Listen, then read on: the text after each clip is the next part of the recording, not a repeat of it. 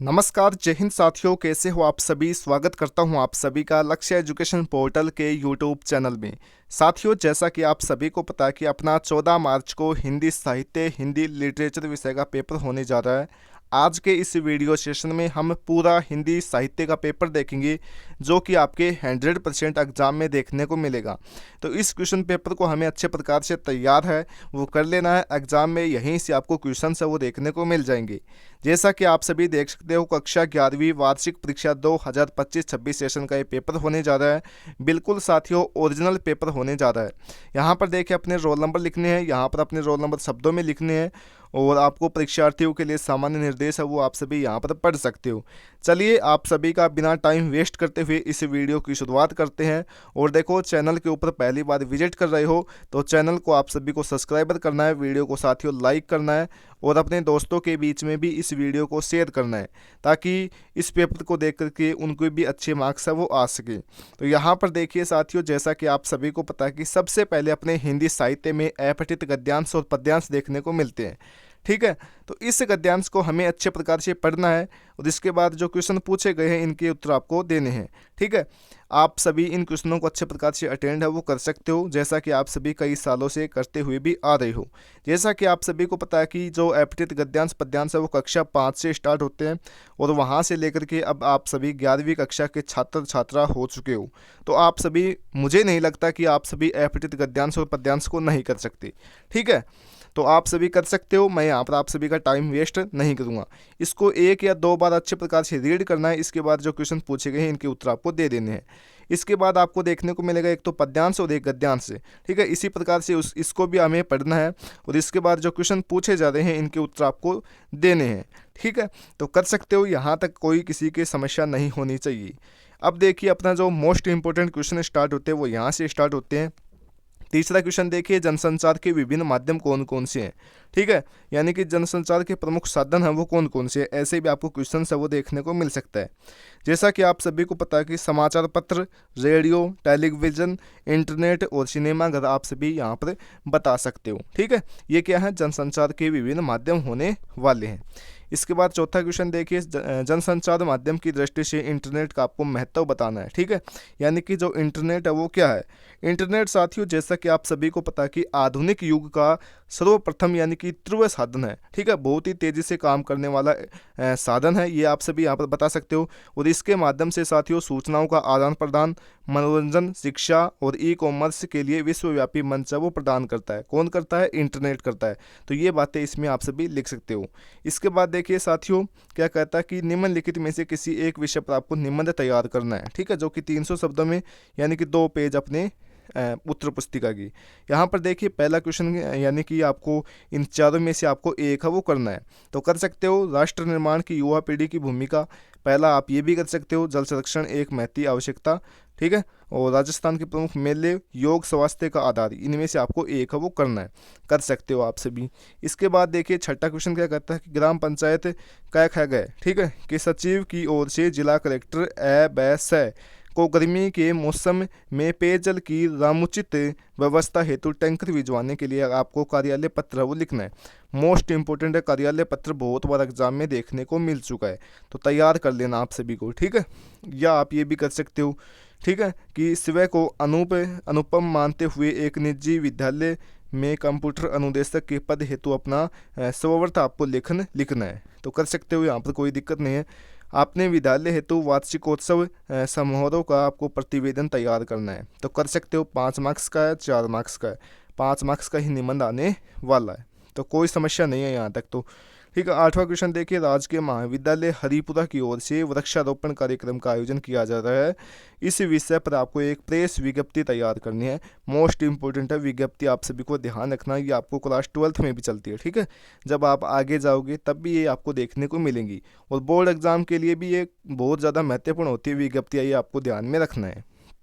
इसके बाद देखिए, व्यावहारिक व्याकरण से क्वेश्चन देखने को मिलते हैं। हिंदी आचार्यों ने रसों की संख्या कितनी मानी है। तो यहाँ पर देखिए 9 ऑप्शन बिल्कुल नहीं है, तो यहाँ पर आप सभी 8 कर सकते हो। ऑप्शन नंबर ए बिल्कुल सही उत्तर यहाँ पर हो जाएगा। ठीक है, कई विद्वानों ने 9 भी मानी है, तो ये ध्यान में रख सकते हो। दोहा छंद के प्रथम और तृतीय चरण में मात्राओं की संख्या कितनी होती है। तो कितनी होती है साथियों, ये आपको बतानी है। मोस्ट इंपॉर्टेंट हो जाएगा। तो यहाँ पर आपको 13 करना है, ऑप्शन नंबर ब बिल्कुल सही उत्तर यहाँ पर हो जाएगा। इसके बाद देखिए साथियों, अगले क्वेश्चन की बात करते हैं अपन।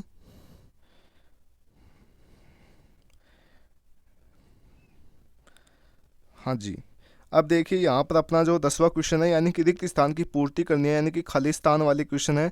सोरठा छंद है, खालिस्तान छंद है, यानी कि जो सोरठा छंद होता है वो कौन सा छंद है ये आपको बताना है। तो अर्ध सम मात्रिक छंद हो जाएगा, ठीक है, अर्ध सम मात्रिक छंद, ये आप सभी यहाँ पर लिख सकते हो, कोई भी दिक्कत नहीं है ना, बिल्कुल।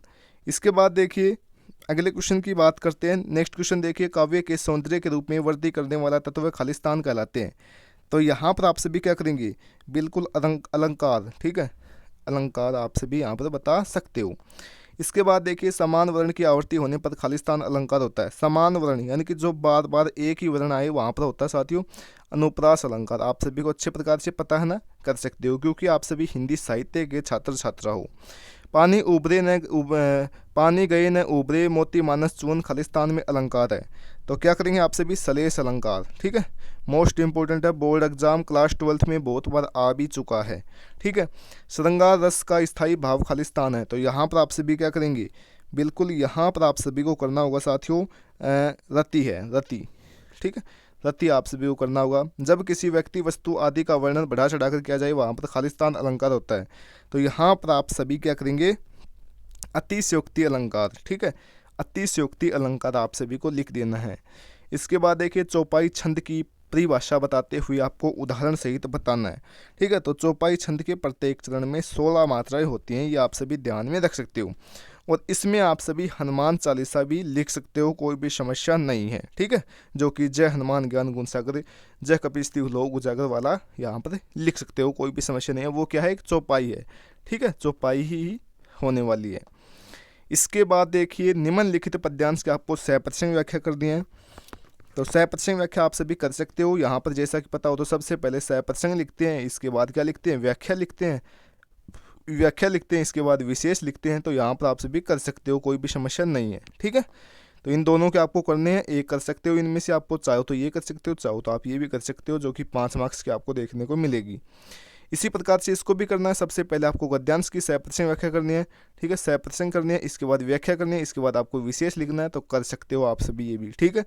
इसके बाद देखिए अपना जो 14वां क्वेश्चन है कि भारतेंदु हरिवंश या सूरदास का आपको साहित्यिक परिचय आपको बताना है, यानी कि इनका जन्म स्थान वगैरह, रचना वगैरह, ये आपको यहाँ पर इनकी बतानी है। तो कर सकते हो। 15वां क्वेश्चन देखिए, हाबिद ने अपने 3 पैसों से क्या खरीदा था, जैसा कि आप सभी को पता है चिमटा खरीदा था। सन 1988 में ज्योतिबा फूले को उपाधि दी गई थी, वह है। तो कौन सी हो जाएगी साथियों, महात्मा की उपाधि दी गई थी। यहाँ पर ऑप्शन नंबर ब बिल्कुल सही उत्तर हो जाएगा। पद्माकर का प्रमुख ग्रंथ है, तो यहाँ पर आप सभी क्या करेंगे, पद्माभरण, ठीक है। तो यहाँ पर आप सभी ऑप्शन नंबर ब करेंगे। इसके बाद देखिए, नागार्जुन का मूल नाम है, तो यहाँ पर आप सभी क्या करेंगे, वेदनाथ मिश्र आप सभी को करना होगा, ऑप्शन नंबर ए बिल्कुल सही उत्तर हो जाएगा। सिद्धेश्वरी के छोटे बेटे का नाम था, तो यहाँ पर आप सभी क्या करेंगे, प्रमोद आप सभी को करना होगा, ऑप्शन नंबर ब। ज्योतिबा फूले पाठ के लेखक हैं, तो यहाँ पर आप सभी क्या करेंगे, भोगीलाल आप सभी को करना होगा, ठीक है। सॉरी यहाँ पर आप सभी क्या करेंगे, सुधा अरोड़ा आप सभी को करना होगा, ऑप्शन नंबर ब बिल्कुल सही उत्तर हो जाएगा। इसके बाद देखिए, कवि देव के प्रमुख आश्रयदाता का नाम आपको बताना है, तो यहाँ पर आप सभी करेंगे भोगीलाल, ठीक है, ऑप्शन नंबर ड बिल्कुल सही उत्तर हो जाएगा। निम्नलिखित में से वह रचना जो महादेवी वर्मा की नहीं है, ठीक है, निहार रसीम यामा ये हो जाएगी, और ऑप्शन नंबर ड बिल्कुल सही उत्तर यहाँ पर हो जाएगा। इसके बाद देखिए साथियों, अगला क्वेश्चन है कि लेखक ने टार्च बेचने वाली कंपनी का नाम सूरज छाप ही क्यों रखा था, यह आपको बताना है, मोस्ट इंपॉर्टेंट हो जाएगा, ठीक है, ध्यान रखना इंपॉर्टेंट है, क्यों रखा था सूरज छाप नाम, ये आपको बताना है। इसके बाद देखिए, जाग तुझको दूर जाना कविता का मूल संवेदना आपको बतानी है। देश की सब कवि प्रकार से उन्नति हो, इसके लिए लेखक द्वारा बताए गए 4 उपाय बताने हैं। भारतवर्ष की उन्नति कैसे हो सकती है, ठीक है। कविता में बादल को घिरते देखा है में बादलों के सौंदर्य चित्रण के अतिरिक्त और किन किन दृश्यों का चित्रण किया है, ये आपको बताना है। अब देखिए यहाँ पर फिर से मल्टीपल चॉइस क्वेश्चन यानी कि MCQ क्वेश्चन स्टार्ट होते हैं। पहला क्वेश्चन देखिए, हुसैन की कहानी अपनी जुबानी पाठ के लेखक का क्या नाम है। ऐसे ही क्वेश्चन आपको एग्जाम में देखने को मिलेंगे, ठीक है। तो यहाँ पर आपसे भी क्या करेंगे, ऑप्शन नंबर द यानी कि मकबूला फ़िदा हुसैन आपको बताना होगा। MF हुसैन का जन्म कहाँ पर हुआ था, तो ये आपको बताना है। बिल्कुल ये होता है साथियों सोलापुर में, ठीक है। ऑप्शन नंबर ब बिल्कुल सही उत्तर हो जाएगा। आवारा मसीह हैं, तो यहाँ पर आप सभी क्या करेंगे, जीवनी विद्या है, ठीक है। ऑप्शन नंबर ए बिल्कुल सही उत्तर हो जाएगा। आवारा मसीहा में शरत चंद्र के पिता का क्या नाम था, तो यहाँ पर आप सभी क्या करेंगे, बिल्कुल मोतीलाल आप सभी को करना होगा। ऑप्शन नंबर ए बिल्कुल सही उत्तर हो जाएगा। इसके बाद देखिए यहाँ पर अपना 22वां क्वेश्चन देखिए, मकबूल फ़िदा हुसैन पाठ में किस मूर्ति का जिक्र किया गया था, ये आपको यहाँ पर बताना है, ठीक है। तो यहाँ पर आपको सरस्वती की मूर्ति के बारे में चित्रण किया गया था, ये आपको लिख देना है।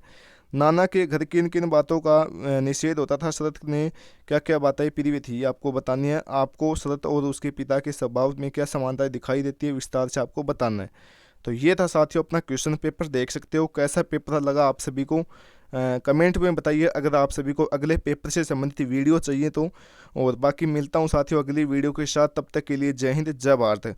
और चैनल के ऊपर पहली बार विजिट कर रहे हो तो चैनल को सब्सक्राइब करना, वीडियो को साथियों लाइक करना, और अपने मित्रों के पास में भी इस वीडियो को शेयर करना, और हाइप का बटन दबाकर अपने इस चैनल को, इस वीडियो को हाइप भी करना है आप सभी को, ठीक है। बाकी मिलता हूँ अगली वीडियो के साथ, तब तक के लिए जय हिंद जय भारत।